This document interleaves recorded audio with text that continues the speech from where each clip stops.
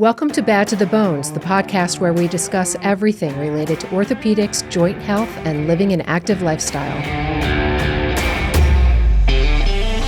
Okay, so now we've arrived at the day of surgery. I'm walking in and I'm ready. All right, so you come in, and I recommend that the night before you do a nice light meal. And during your pre-admission testing, the nurses will tell you which of your medications you can take and which ones you cannot. Yeah. You'll come in, you'll register, you'll come to what we call the same day area, which is where the pre-op area, and they'll repeat your wipes, the antimicrobial wipes. We'll start with your medications. Mm-hmm. We'll get an IV in you. I will speak to you before the surgery. Mm-hmm. I make it a point that I actually, face to face with the patient. Yeah. I have to mark the patient's leg, what side we're doing. Right. And then you'll meet with the anesthesiologist and ask him or her whatever questions. We do our surgery I'd say 99% of our surgeries are done under regional anesthesia or spinal. Okay. And there's a lot of medical reasons that's the way to go. We also do blocks, and the blocks we do are specific nerve blocks that our patients are very comfortable for 18 to 24 hours after surgery. Oh, that's fantastic. Because our patients are going home the next day. Yeah. Oh, wait, so they have to stay overnight? Yes. Oh, well, okay. We do outpatient surgery on some of our total knees. However, they're usually patients that are very highly selected. Yeah. So it's got to be the young person who's one-story house, loved one's going to be there, and things like that. But I would say the majority of my patients stay one overnight and they go home the next day. So it is technically an outpatient procedure because it's only a 23-hour stay. Oh, okay. You get them out before that clock strikes. 24. Well, 24. It's considered a same-day procedure, but we like to keep you and make sure everything is okay. And then after the surgery, you'll come out to the recovery room. We take an X-ray. Once the X-ray is checked by me, we'll get you into your CPM machine and upstairs. And the majority of our patients will start therapy the day of surgery. We'll be up walking, or at least out to the chair, sitting, in the chair by the time I come up and make post-op rounds. And then we make rounds in the evening, and then I also make rounds first thing in the morning. And then if you're doing great, we'll change your surgical dressing to a waterproof dressing, so you'll be able to shower the day you go home. Oh my gosh, I didn't know that. Yep. I thought you were Nope. down for a while, like you bird bath or something. No rest for the wicked, and the righteous don't need any. So I don't care what side of the fence you're on. Okay. You're getting up and you're getting moved. Yeah. The total knee is not a surgery you wait to get better on. Yeah. The total knee is a proactive, got to push it, and the more you put into it early, the quicker you'll get to the. So I've had two friends have knee replacements, and one had a hip replacement as well. And he's like, Deb, the knee replacement is so much more painful because the doctor's analogy to him was, with your hip, it's only supporting your torso, but your knee is basically supporting the entire weight of your body. Does that sound like, is that a thing? It's a good thing, but mostly the total knee replacement is a little more painful. Yeah. But if it was terribly painful, he chose the wrong doctor. He might have just been exaggerating. And that too. I mean, honestly, look, pain is a thing we treat. Yeah. And now we're trying to understand it. Yeah. And over the course of the last, I'd say, 10 years, with multimodal pain control, we try to hit our preoperative medications and post-op medications. Tylenol has been an underused pain medication, which works wonderfully for patients with musculoskeletal problems. Okay. We use anti-inflammatories when it's appropriate. So that takes care of the inflammation part of pain. Mm-hmm. We use some type of nerve modulation when we can use it, depending on the medical history. So we're hitting pain from several different angles. Yeah. Plus we're using cryotherapy with a cryo brace for ice therapy. We're getting early motion. We're using blocks. We're using spinals. So, we're trying to head pain off at the pass. At the pass. Yeah. But pain is something that's difficult to really quantify. Yeah. Because some people will say, they drop something on their hand and the pain is a 10 out of 10. Yeah. And the next person Everybody crushes has a different their threshold. foot and goes to, exactly. Yeah. Danielle, what does it look like in the first week after surgery for pain, and how's it managed? So as Dr. Catalano was saying, in the first 24 hours, usually people are very well controlled with the blocks. Yeah. But we do keep you 23 hours because we want to make sure that your pain is controlled and that there's no issues with like your blood pressure or anything else, your blood sugars after surgery. And because we're really focused on your safety and your health, we do have you get evaluated by either the hospitalist or Dr. Ventrella sees a lot of our patients. He's from Elmer Family Practice. So we want to make sure that, again, after surgery, you're not having any complications with your blood pressure, blood sugars, anything that could affect your healing. Okay.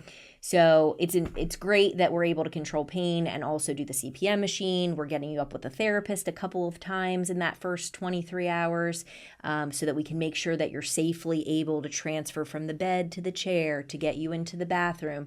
It's really a stopgap to get you from hospital to home. Yeah. So we're making sure that you are safe to go home. So you're going to be walking around. If you have a lot of steps, they may practice doing a couple of steps with you.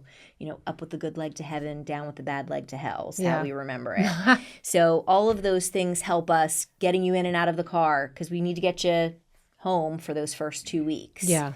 And then when you're home, sometimes you need some special equipment. You may need a commode. You may need a walker. You may need a shower chair. Those things are provided when you're in the hospital by the social worker. So the social worker is going to meet with you as well as a physical therapist, and they're going to make sure that you have everything that you need to be successful at home. What are the realistic stages of recovery?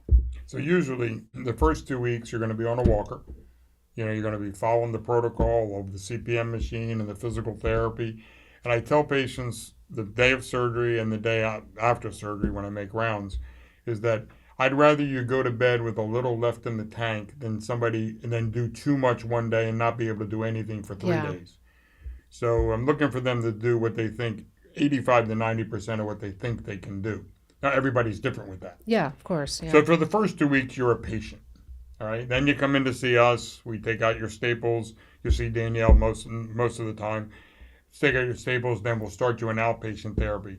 Then there's that transition. So the big difference between week 2 and week 4 is kind of where people are starting to realize, this wasn't as bad as I thought it was going to be. Yeah. I'm doing pretty well. Yeah. And then when they come back by the 6-week mark, I would say the majority of our patients that have a single knee or going to have the one knee done are probably on a cane by the 6-week mark, barely using it or nothing. Oh, that's fantastic. Some patients who have their second knee, which usually is done between 6 weeks and 8 weeks after their first knee, will still be on some type of assist device. Not really for the knee we just did. It's more like for the other knee. Yeah. Do you find that people feel unstable when they start to fully walk without anything after the surgery? Sometimes. So it takes about 3 months to get your quad strength back. So when you have major surgery, the quad shuts down. Okay. So you're going to feel some clicking in your knee. You're going to feel some instability. Also, when you have a lot of swelling, it's hard for you to contract your quadriceps. So in the first couple of weeks, you're going to need that walker for balance. Okay. And then around the house, you may find that you're doing really well and you can hold on to the countertop or the back of the couch, and then you can go to the cane. Yeah. But when you're outside of the house, we usually have you use the walker in the first couple of weeks. A lot of times, by the time they make it in to see us, they're just using a cane at the 2 to 3 week mark. Yeah.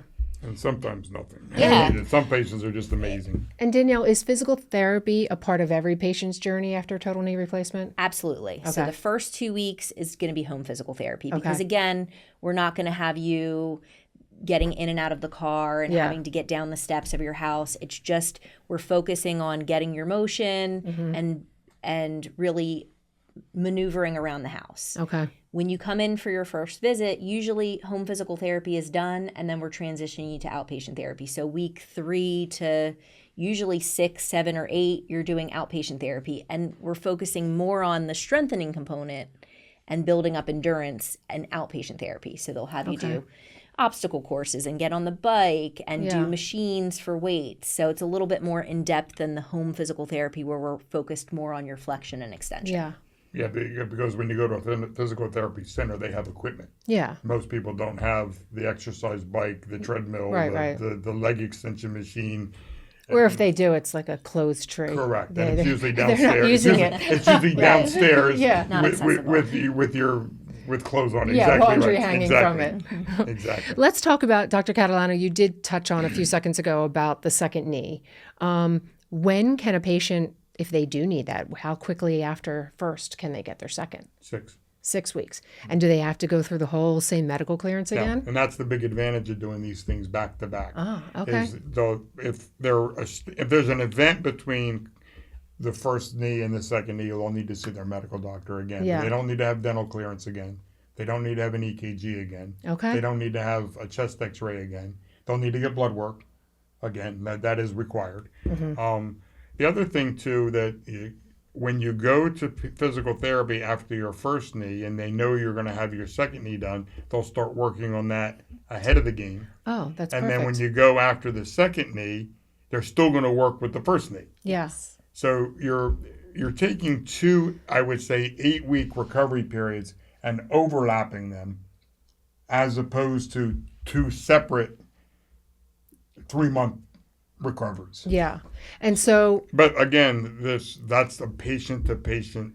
That's what I was just going to say, because you have to gauge the recovery. Correct. And I wish I had a scanner to be able to determine who's going to do what. Yeah. But there are certain patients you just see, like if a patient comes to me on a walker, they're guaranteed going to be 8 weeks or 12 weeks between their total. But anything after 6 weeks, they have to go through the whole process again? Not everything. Okay. Not everything.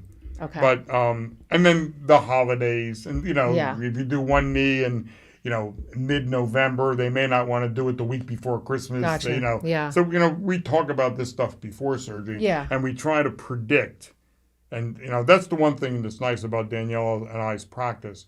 We don't see patients the first time and sign them up for surgery. Yeah. In the vast majority of cases. Yeah. All right. Our mantra at Premier is from discovery to recovery. Exactly. I love it. So these patients come to us and we see them for the first time and we do the medications and then we do the injection and then we do the gel shot. Then we do physical therapy. Yeah. So by the time we get to getting their knee done, I would say minimum 4 visits. Yeah, Okay. And it could be longer. I mean, we've had seen some us people for years. Yeah, we have some people that will start in their late 50s, and we can get them out to 64 or 65, and we've done the injections, and then they come in with the white flag. So this may seem like a silly question, but if I come in complaining my right knee's bothering me, are you also going to look at the left knee and diagnose the whole, as a whole package? Yes. Right. So we can. The other thing that people have to understand is that I don't operate on X-rays. Right. I operate on people. Okay, so. We have patients with the most horrific X-rays you ever want to know that. Yeah. They come see us once a year for a shot, and they're fine. Yeah. So, and that knee is connected to a person. Yeah. With a medical history, a social history, a work history, a family history. Mm-hmm. The patient who is a teacher who wants their knee done but can't do that during the school year will time out when their injections will be in order to get them ready for their surgery where it fits their program. Yeah, of course. So again, we try to treat the patient as not just a body part. I think that's a beautiful way to approach it. I'm sure the patients appreciate that as well. So let's talk about some final tips and maybe some encouragement for people who are sitting out there debating about knee surgery. They know they need it. Dr. Catalano, what would be some of your final tips for someone who might be nervous about embarking on this journey? I think that they should explore their options. Yeah. And I think they should find a surgeon that they can talk to. Yeah. Not somebody who's going to see them, look at their X-rays and say, well, when you're ready for your replacement, call me. Right. Somebody who's going to walk the journey with you. Yeah. All right. Who's going to do the injections and listen to you, and patient will sometimes I'll do an injection when I see them first.